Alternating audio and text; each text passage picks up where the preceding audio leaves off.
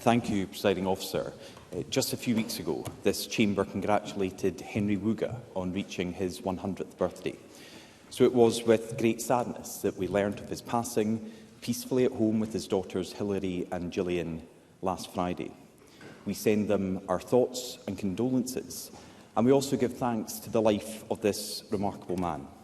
From Nuremberg in 1939 to Glasgow via the Kindertransport, to a life of professional and family success here in Scotland, capped by decades of service to Holocaust education. Scotland will miss his charm, his integrity and resolution, but we will never forget his testimony. And I believe that we can all commit to ensuring that his legacy will endure. Now reunited with his beloved Ingrid, may his memory be a blessing.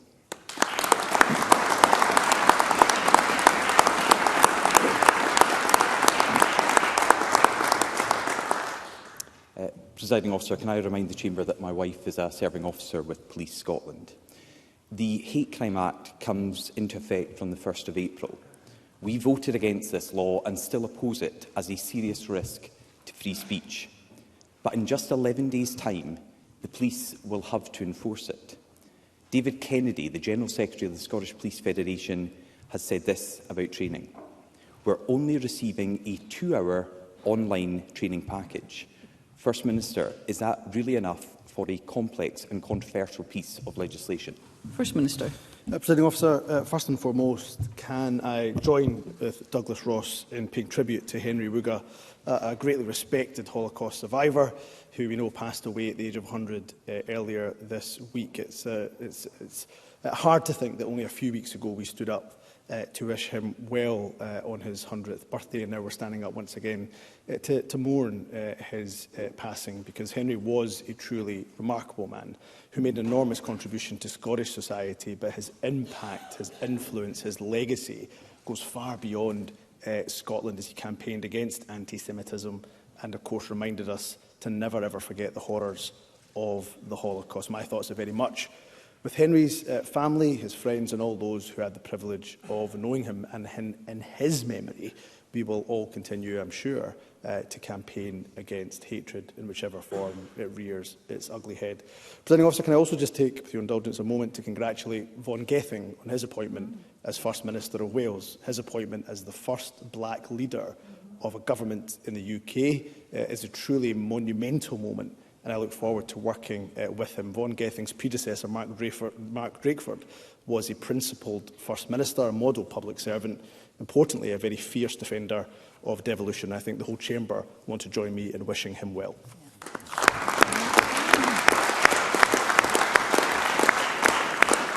Presiding Officer, to the matter at hand, first of all, let me say, when it comes to the hate crime bill, the Hate Crime Act, forgive me, there has been a lot of disinformation that has been spread on social media and some inaccurate media reporting and indeed by our political opponents. So I'm hoping this exchange we can shed more light than heat on what is actually in the Act as opposed to what is being said about it. In terms of training for police, let me say that I leave it as an operational decision and a matter for the Chief Constable to determine what training is absolutely appropriate. And of course, Police Scotland put out a statement just this week to challenge some of, in their words, the inaccurate media reporting that exists around the Hate Crime Act. So I've got absolute confidence in Police Scotland to ensure the appropriate training is in place.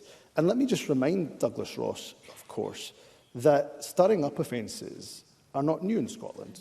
You know, as a person of colour, I've been protected from anybody stirring up hatred against me because of my race virtually all of my life, since 1986. In fact, all of us are protected by that provision of stirring up hatred.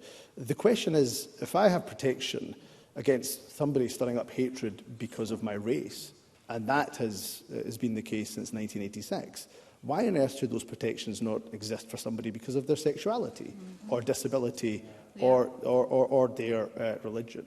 So the facts are that for an offence, a new stirring up offence, to be committed, we know there is a very high threshold, in fact, an even higher threshold than the barrier that there is, or the threshold that there is for a racial stirring up offence. And I would say to Douglas Ross, it's incredibly important, in the memory of people like Henry Wooga, where he started his contribution, that we all unite in standing up and opposing hatred in all of its forms.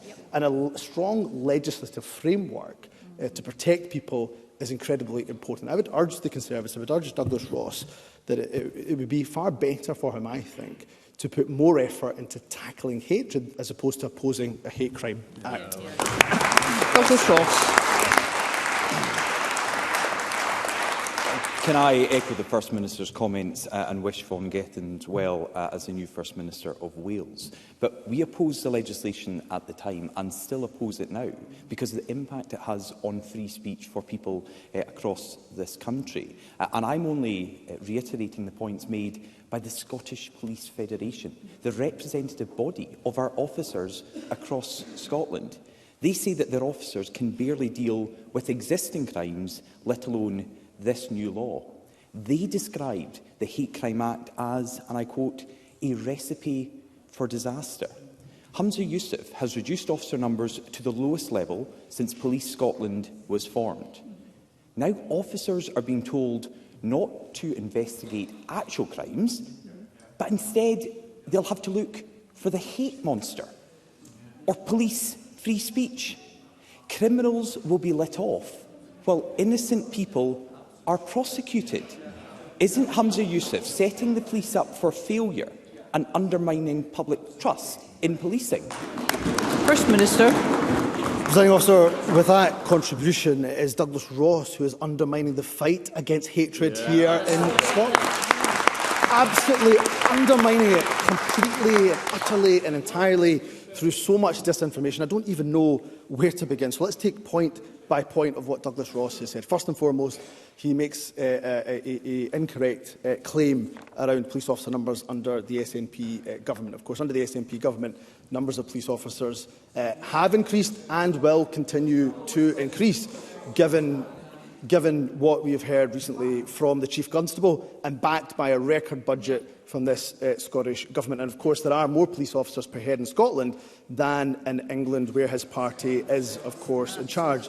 Let's take the points that Douglas Ross raises around the Act itself and freedom of expression. I remember, of course, because I was the Justice Secretary that took forward this bill, making sure that I engaged with opposition members around the issue of freedom of expression.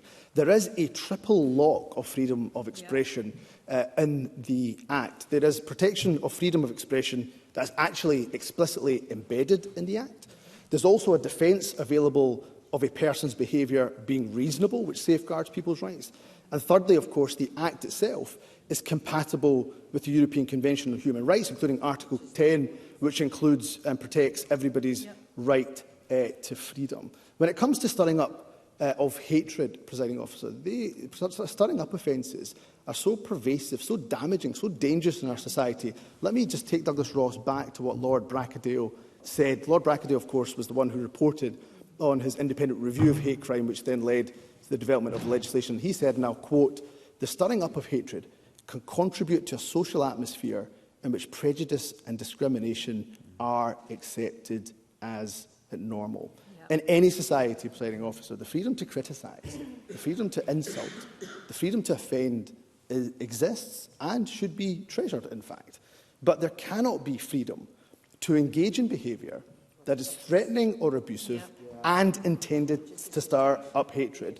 So everybody in this chamber, we engage, we talk often about our commitment to tackle hatred. Those who experience hatred tell me they don't just want warm words from their politicians, they want action, and that's exactly what this Hate Crime Act intends to do. Douglas Ross. But people want action that is enforceable, and the Scottish Police Federation are saying they have serious concerns. Their officers are receiving a 2-hour online training module for this legislation. And the First Minister keeps trying to say these are my comments. They're not. I originally was quoting the Scottish Police Federation. Let me now quote legal experts like Roddy Dunlop, the Dean of the... Please continue, Mr Ross. I think it's only right that we say ministers in the Scottish Government don't think we should be hearing from the faculty of advocates. Please continue, Mr Ross. Let us hear Mr Ross. Yeah. Yeah. Well, I can say it was Marie Todd. It was the Minister that said Mr that. Ross, can I ask you to continue with your question? Members, can we please ensure that we can hear Mr Ross? So, legal experts, including Roddy Dunlop, the Dean of the Faculty of Advocates, said there is a danger of the police being swamped by completely malicious complaints. Not my views, but the Dean of the Faculty of Advocates. Days before this law comes into force, it's unclear how those complaints would be dealt with by the police. People like J.K. Rowling could have the police at her door every day for making perfectly reasonable statements. That could lead to huge numbers of the public being monitored or even criminalised by the police when they have done nothing wrong. Isn't Humza Yousaf putting frontline officers in an impossible position by forcing them to police free speech? First Minister. No, Presiding Officer, we know it's often police officers, unfortunately, that are the victims of hatred themselves. They are often the ones who are facing hatred when it comes to the course of their duties. Presiding Officer, Dougals Ross says he has no idea how a stirring up offence could possibly be enforceable. I'm making the point that a stirring up offence in relation to racial hatred has existed since 1986, with virtually zero controversy whatsoever. So I have absolute faith in Police Scotland's ability to police and enforce this Act in a way that is appropriate. In terms of the points that Roddy Dunlop, of course I respect greatly, the points that I would say in respect to Roddy Dunlop is that police, again, are very, very well attuned, adept and have ability to deal with vexatious complaints right across the legal framework with which they operate. So I can't tell you whether there will be vexatious complaints or not. That will, of course, depend on people's actions. But what I can say is that the liability for criminal threshold is incredibly high. If you don't want to take my word for it, let's look at another legal expert. This one, Professor Adam Tompkins, I think known to Dougals Ross, formerly a Conservative MSP, somebody I worked with in relation to the hate crime bill. He writes in today's Herald, and he's of course a Professor of Public Law, and I'll quote from him directly. Offensive speech is not criminalised by this legislation. The only speech relating to sexual orientation, transgender identity, age or disability outlawed here is speech which, 1, a reasonable person would 2, consider to be threatening or abusive, 3, which was intended to stir up hatred, and 4, was not reasonable in any circumstances. He goes on to say, just because you feel offended by what someone does not make it a hate crime. And then goes on to say, under the Hate Crime Act, the threshold of criminal liability is not a victim that feels offended, i.e. a subjective test, but that a reasonable person would consider the perpetrator's actions or speech to be threatening or abusive. So, Presiding Officer, let's stick to the facts. And the facts are this, that we are all purport to be concerned about the rises in hate crime that we've seen in our society over the years. But there's only some parties in this chamber that I believe are willing to take the action that is necessary to tackle it. It was, of course, an act and a bill at that point that was debated thoroughly in this chamber. It is unfortunate that the only party that opposed it, of course, was the Conservatives, Presiding Officer. Douglas Ross. In a democracy, we have scrutiny. We have opposition parties to look at the legislation coming forward. And there have been and continue to be serious reservations about this Act that was passed and now how it will be implemented. Let's remember, Humza Yousaf introduced this unworkable and dangerous law when he was Justice Secretary. Now he's bringing it into force as First Minister with little training and not enough support for the officers who will have to enforce it. Let's have a quote from a Professor of Law at Glasgow University, First Minister just quoted. Alistair Bonington said this, like many of the SNP's attempts at lawmaking, this Act will be set aside when it is properly examined in a serious court. This looks like another SNP law that will have to be discarded, just like the named persons and the Offensive Behaviour at Football Act. We've said from the outset this law is a disaster in the making. It criminalises free speech. It risks a fundamental right. It's overreach by the SNP into people's homes. It could result in the public being criminalised for no good reason. It is set to be a shambles. Let's hear Mr Ross. It is set to be a shambles from day one in just 11 days' time. So will Humza Yousaf finally accept that he has created another bad SNP law that will quickly descend into chaos? First Minister. What's dangerous, Presiding Officer, isn't the law. What's dangerous is hate crime in our society, Presiding Officer. You see, Presiding Officer, we did debate this Act when it was, of course, a bill going through this Parliament extensively. Many years ago, robust debate. Actually, I thought debate, and sometimes and often, the best traditions of this Parliament. There was compromises. There was amendments that were accepted by the government. We came out of that process with a good piece of legislation that fundamentally protected people's freedom of expression, freedom of speech, but also safeguarded people's right not to have hatred stirred up against them. And of course, there was only one party that opposed that bill, Dougals Ross and the Conservative Party. And maybe, Presiding Officer, it's hardly a surprise, given that the Conservative Party, far from working hard to tackle hatred, they're a party that have actively created the conditions for hatred and division to thrive in our society. The Conservative Party, Presiding Officer, are the party. Let's hear the First Minister. The Conservative Party are the party of go-home vans, the party of the hostile environment, the party of Windrush, the party whose leader, Boris Johnson,